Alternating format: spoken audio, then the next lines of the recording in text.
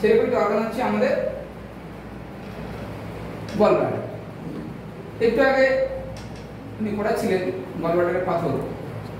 তো গলব্লাডারে আমাদের শরীরের মধ্যে আছে কি, এখানে এটা কি জিনিস না আমরা জানি, আমাদের আরেকটা ভাইটাল অর্গান আছে, তার নাম হচ্ছে লিভার।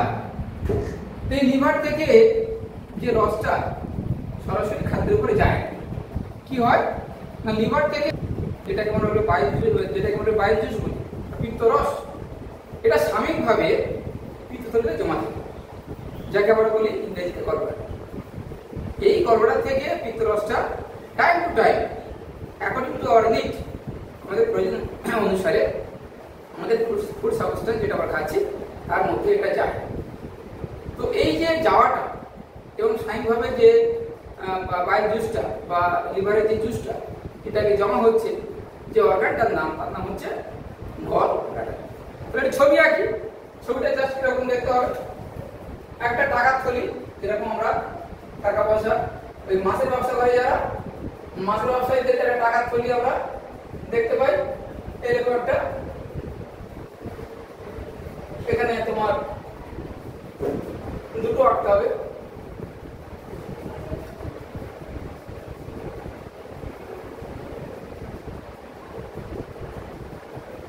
দুটো আঁকলাম কেন না, লিভারে দুটো বড় বড় লোব আছে, দুটো খণ্ড আছে, লোব মানে খণ্ড, দুটো বড় বড় খণ্ড আছে, একটা হচ্ছে রাইট লোব, একটা লেফট লোব।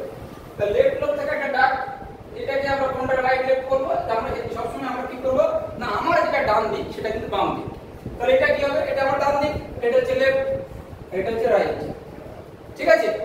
ওটা সবসময় উল্টো দেখি আমরা। তাহলে এই লেফট রাইট এটা একটা লোব, এখানে একটা খণ্ড আছে লিভার, এখানে একটা খণ্ড আছে, এই দুটো খণ্ড থেকে রস সিক্রেশনটা হয়। সেই সিক্রেশনটা হয়ে কিছু সময়ের জন্য সেই রসটা গলব্লাডারে এখানে এসে জমা হয়। এরকম বিভিন্ন নাম আছে।